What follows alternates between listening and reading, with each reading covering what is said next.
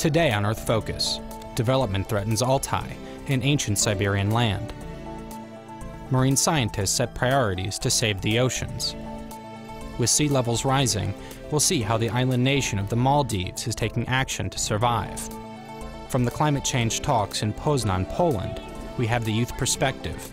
And Earth Focus correspondent Benson speaks with British environmental journalist Fred Pearce about the state of the world's rivers. All coming up on Earth Focus.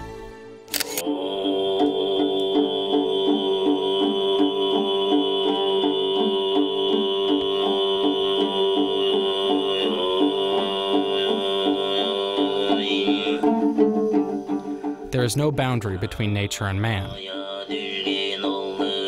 There is no boundary between spirit and man. And there is no boundary between nature and the spirit. All are one.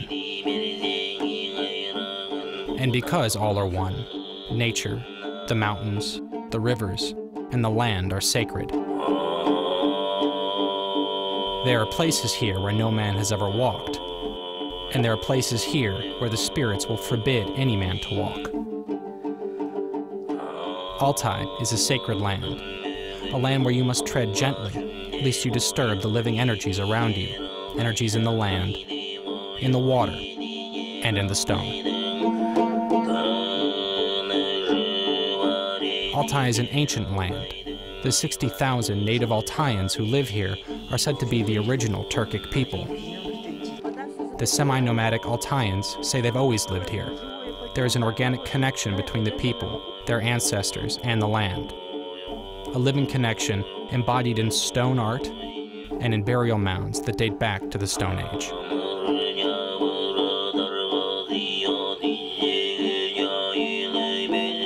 The Altai Republic is roughly the size of Indiana and lies in southwest Siberia, on Russia's border with China, Mongolia, and Kazakhstan. Its steppe lands and mountains shelter many endangered species, including the snow leopard. The sacred mountain Balucha, rising to almost 15,000 feet, is said to have special powers and is deeply revered. The land is basic to the spiritualism of the people. Altaians practice shamanism, believing that spirits can cause good or evil.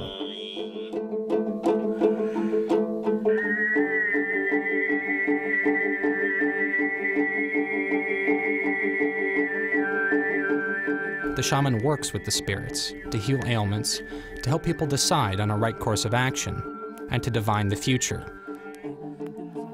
But Altai is under threat, and the traditional way of life may soon disappear. The Republic of Altai has been threatened by a proposal to build a gas pipeline to China. Russia, in terms of its geopolitics, is really dependent on oil and gas exports, and most of those go to Europe. So Russia is trying to take advantage of the new markets that are opening up in China. Well, lo and behold, the gas pipeline goes directly through the Republic of Altai, and even worse, it goes directly through some of the most pristine areas of Altai. Газопровод должен подойти от подоленной Катуни до места пересечения с Чуй. An area that is considered to be the focal point of what is sacred to the people here.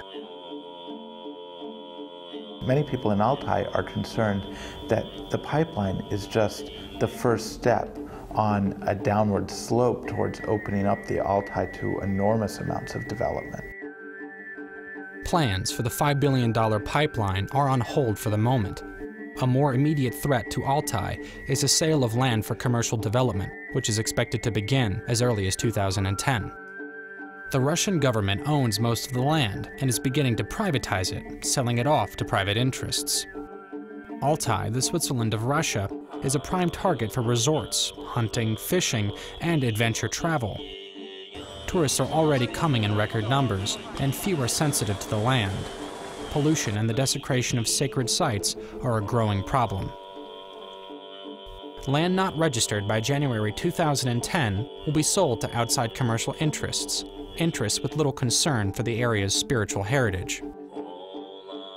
It's very difficult for people on the ground to understand what are their rights to land, what are their opportunities to privatize the land in their own names. And other people from outside the region are coming in and potentially taking advantage of the situation. So we're very concerned about what this means for local communities and local protections that exist. How do we make sure that local communities have a full voice in the process?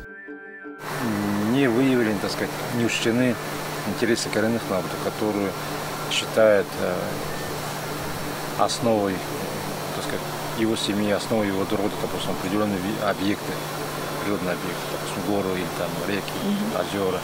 Они никаким образом этих законов не учтены, и поэтому могут быть они кем-то, так сказать, приватизированы и в последующем проданы другому человеку. Many local people are taking action. A survey of sacred sites is underway, a daunting task given their sheer numbers. Sacred sites are different from archaeological or historical sites because they're much more difficult to identify, because they're places for ceremonial use, there are sacred springs, there are places where the elders would gather. Danil Mamiev is focused on protecting the 150,000-acre Uchinmek Nature Park, which includes large tracts of land designated for sale. Either this land is registered and bought by local people, or it will be sold to commercial interests. Danil is leading a local effort to purchase the land and to introduce land use planning methods which will reconcile cultural, ecological, and developmental needs. Верховье туда гора Учинmek, она является пуповиной планеты Земля. For Altaians, Uchinmek is the portal through which the Earth connects to the cosmos, where cosmic information is transmitted, and any careless thought or action here can disrupt this sacred link. The bond between man and nature is organic. Nature hears man's thoughts. For those who listen, nature will share a timeless wisdom. In Altai, those who seek shall find, and those who defile shall disappear.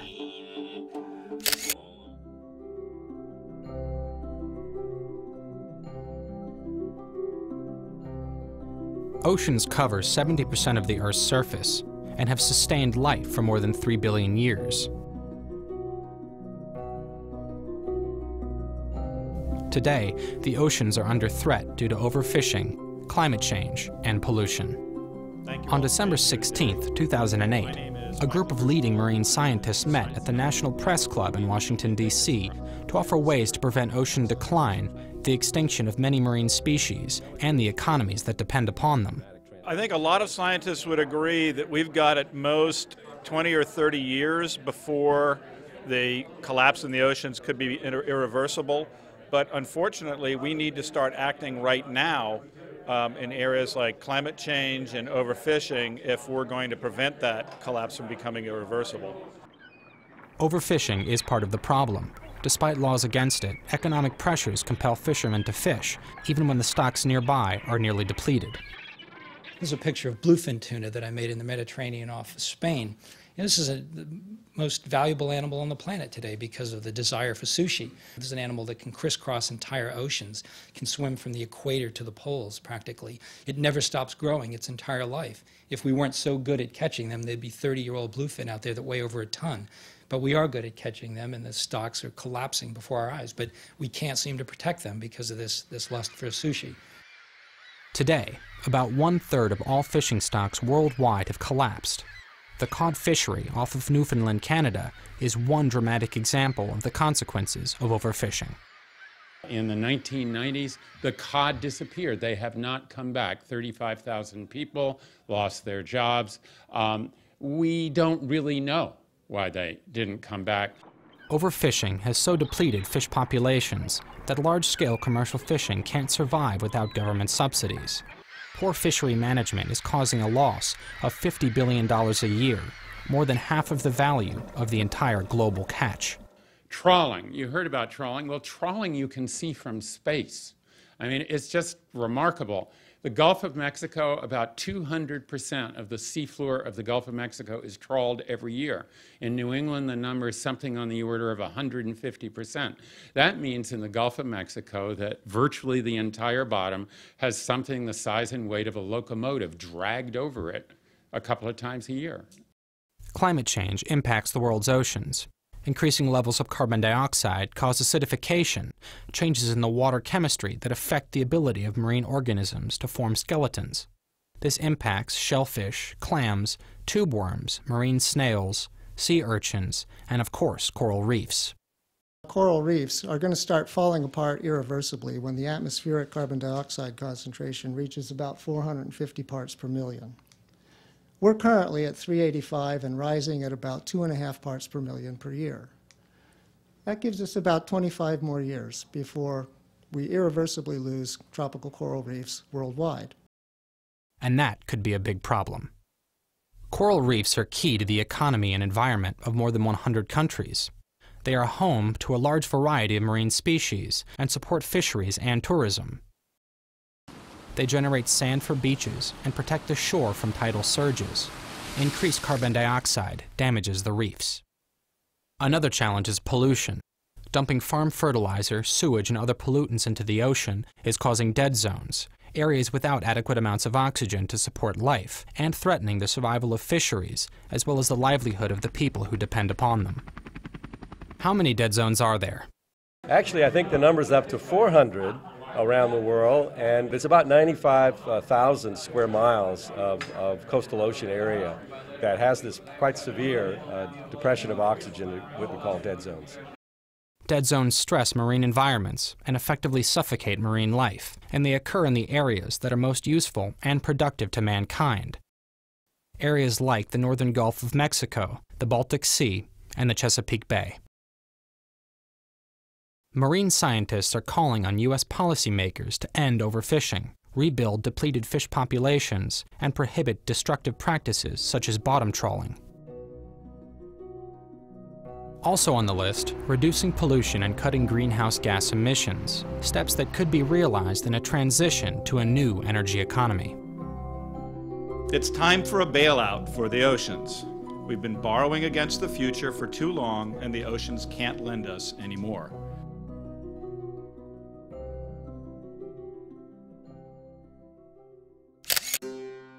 The 1997 Kyoto Protocol sets limits on carbon dioxide emissions for industrialized nations. A new climate treaty will be signed in Copenhagen, Denmark, in late 2009. Negotiations are already well underway. Over 11,600 participants from 189 countries met in Poznan, Poland, in December 2008 to move the process forward. On the agenda, clean technology, reducing emissions, and an adaptation fund to support developing countries facing drought, floods, and other effects of climate change. Climate change is already threatening the survival of some countries. Let's take a look. Climate change is causing sea levels to rise. And some island countries, like the Maldives, may be inundated. The Republic of Maldives is one of the smallest countries in the world, about 1,200 islands in the Indian Ocean, only 200 of which are inhabited. It is a popular fishing, scuba diving, surfing, and resort destination. But all is not perfect in this paradise.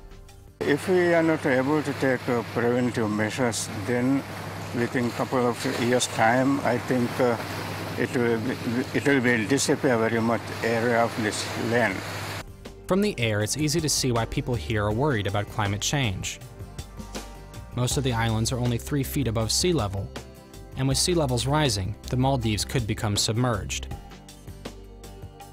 It's not surprising then that the country was the first to sign the Kyoto Protocol in 1997. The consequences of climate change are already felt in frequent tide surges and shoreline erosion. Warming water is destroying coral reefs, a prime tourist attraction and major source of income. Now the population is going to be affected in all aspects, either through ruined economy, impacts on infrastructure, impacts on the future hopes, Because we see a lot of prospect in tourism, but if tourists do not come, there's no way that we can develop that would allow for growth or prosperity in the country. The government has some ambitious plans. It's building a man-made island 6 feet above sea level called Hulhumali. The island is a short ferry ride from the present capital city. By 2020, Hulhumali will be home to some 100,000 people, or about 1/3 of the nation's population. But for long-term insurance against climate change, the country's president, Mohammed Nasheed, announced in November 2008 that the Maldives will buy a new homeland using revenue from its billion-dollar annual tourist industry. Where will this be? Sri Lanka and India are possibilities because they have similar cultures and climates. Australia is another possibility because of its large tracts of unoccupied land. Moving a whole country may raise unprecedented issues of national sovereignty, as well as legal and moral issues, like what rights do citizens have if their homeland no longer exists, and what role should the international community play when countries like the Maldives are left to fend for themselves, victims of climate change caused by wealthier nations. Even though its fate may ultimately lie with the decisions made by bigger nations, the Republic of the Maldives is making its voice heard. And at the UN Climate Conference in Poznan, Poland, the Maldives found an unlikely ally. We need to move forward into a better future where our governments start protecting us and start protecting the most vulnerable people in this world and stop listening to all the big business interests that are influencing this. And I guarantee you again that we are going to go back and our numbers will grow into the millions and tens of millions and hundreds of millions until we get the sort of just climate policy that we need. When it comes to climate, nobody has more at stake than young people. Over 500 young people from 54 countries came to Poznan to demand action for a strong climate agreement, which just may be their last chance to safeguard their future. Today, young people are among the world's strongest advocates for climate action.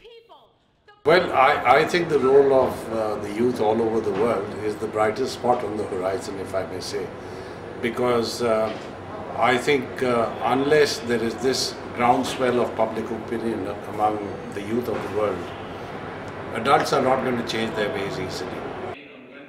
The youth climate advocates at Poznan want to see an agreement that will both safeguard their future and protect those who are most immediately vulnerable, the small island nations like the Maldives. To emphasize the call by island nations for strong cuts to carbon emissions, youth activists created a piece of aerial art representing a human form rising above the threatened island. This is Poznan, Poland. This is Freedom Square, and this is, I don't know, maybe about 200 young people who have come out to show their intentions that this message go global, that we're not just gathering here in Poland, but that we're telling a worldwide story. What we've come up with is an awesome project. It's called Project Survival. Project Survival is a youth-led effort to ensure that the new climate change treaty will commit to the protection of all countries whose survival is threatened because of climate change.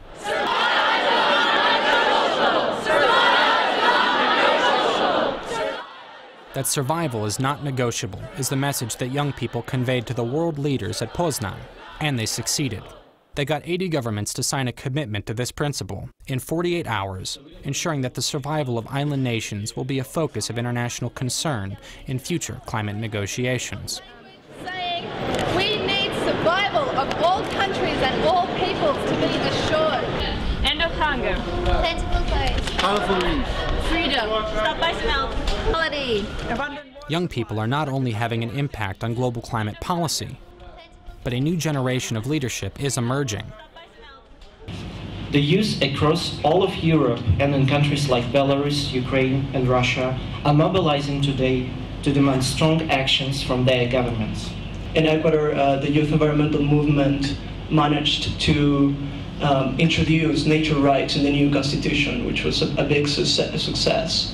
The terrible irony of climate change is those who contributed the least to the problem will suffer the most from its impacts. My voice is representing the African continent. We really need the help of the International Youth Delegate. Getting to meetings like Poznan is a financial challenge for youth from developing countries that often suffer disproportionately from climate change. In India, we have the Sundarbans off the coast of West Bengal. The people there are working in salty water day by day up to here. They've been drinking saline water for the past 1.5 years. They don't have fish because they're dying. I mean, that's not living, that's survival. These people can't live like this anymore. When it comes to climate change, Indian youth are increasingly active. In under 1 year, they built a national youth climate network, and for the first time sent representatives to the international climate negotiations. A welcome development, since India, with its growing population and rapid industrialization, will play a key role in any solution to the climate challenge. Poznan clarified where things stand before a new climate agreement is adopted in Copenhagen later this year. That agreement will set climate policy for the foreseeable future. With time so short, the world's youth activists have a full agenda. And I think you need motivation, you need pressure on the part of young people all over the world, because after all, it's your lives and your future that are going to be affected the most. Earth Focus traveled to London to speak to journalist Fred Pearce, who has reported on environmental issues from more than 60 countries. Among Pearce's recent books are Keepers of the Spring, Reclaiming Our Water in an Age of Globalization, and When the Rivers Run Dry. He speaks with Earth Focus correspondent Miles Benson about why future water management may involve going back to ancient traditions. Fred Pearce, you're a journalist and an author, and you've written 2 very interesting books about the water supply problem globally. What did you learn? We are literally running short of water. We all think kind of there's huge amounts of water around there, it shouldn't be a problem, but the trouble is most of it's either frozen or it's salty. It's not really very useful for us. And if you start adding up how much water we use, especially for growing our crops, irrigation of agriculture is the big user of water around the world. When you start adding up how much water you use, you'll find we're using more than half of all the water that runs down the world's rivers. And that's why in the title of one of the books, the rivers are running dry. They are literally running dry, not because of climate change or any of the other things going on, but literally because we're taking all the water out of the rivers. And that's a real limit on our economic development. We have big fears about rising food prices right now. One of the reasons food prices are rising is a shortage of water in the big agricultural countries like China or Australia, and to some extent in the US as well. One of your books, Keepers of the Spring, talks about the water supply systems that were developed in antiquity and are still useful today to manage water and harvest rainwater in areas where that's a problem. Is that really the way to go? Well, it's one of the routes, one of the ways we're going to go, I think. Because the bad news is that we're drying up our rivers because of the extent to which we're using water. But the good news is that we are very, very inefficient in the way that we use water, and that means we could be a lot more efficient. Now, the traditional system used in China and India and really all over the world was to catch the rain and use it pretty much on your fields, use it locally. And that's much more efficient in many ways. You lose much less water from evaporation and all the other kind of losses as the water flows across the landscape. So really quite efficient ways, which we gave up when we got into high-tech water management systems. But I think in many parts of the world, people are starting to go back. In China and India, there are big social movements and government initiatives to start literally harvesting the rain. In other words, capturing the rain on the land, perhaps building a few bunds, a few little walls to keep it on the fields. A lot of farmers I saw in India take that water and they literally pour it down their wells so that in the dry season they can pump it back up again and use it for a second or a third crop. And I think probably us, even in the West, even in the more advanced world with the high-tech water supply systems, we could learn a bit from that. Another of your books, When Rivers Run Dry, suggests that we're headed for trouble. How long will it be before we're hip deep in it? Well, I think the water problems are arising in different parts of the world already. If you go to the Middle East can no longer feed itself. The Middle East only survives by importing very large amounts of thirsty crops. their basic grains and so on are mostly imported now. They can't grow them themselves. Now that's fine so long as other countries are producing those grains, whether it's the US or Australia or wherever, as long as somebody's producing the grain. But increasingly we're seeing that the countries that supply the world's thirsty crops are themselves having difficulties. That's the problem that we're facing. If you like, that trade in food is globalizing a series of local water shortages. Therefore, it's a problem for the whole world. Firstly, we're going to see it in higher food prices, and we soon may see it in real shortages of food. So water is a major issue that we've got to get right if we're going to feed our world population. You've suggested that what's really needed is a whole new ethic for people in the handling of water and their use of water and conservation. And you're suggesting that the key to that is pricing. Are you suggesting that privatization of water supplies is a good idea? Well, I think what we've got to do is we've got to value water in whatever way we choose to do it. Culturally, I think, some areas probably religiously. We've all got to recognize that water is a finite resource and we have to treasure it. We have to look after it. We have to manage it, not pollute it, look after it, just generally make sure that we have it.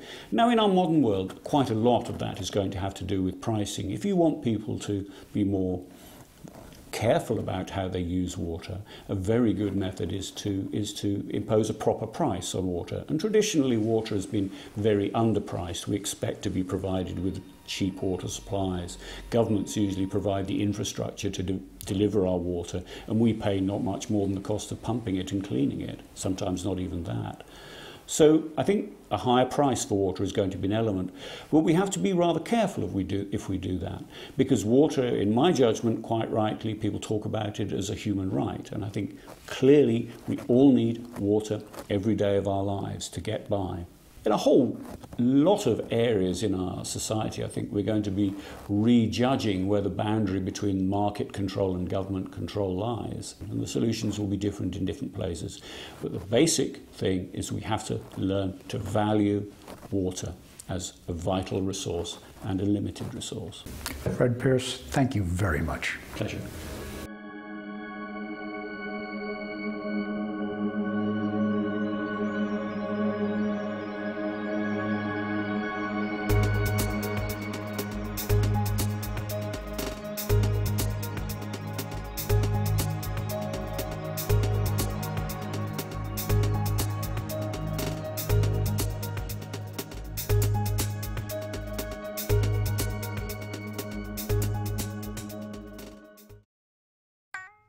This program is brought to you by Link TV for educational and non-commercial use only. Link TV is the only U.S. network dedicated to global and national news, uncompromising documentaries, and diverse cultural programs. Programs that connect you to the world.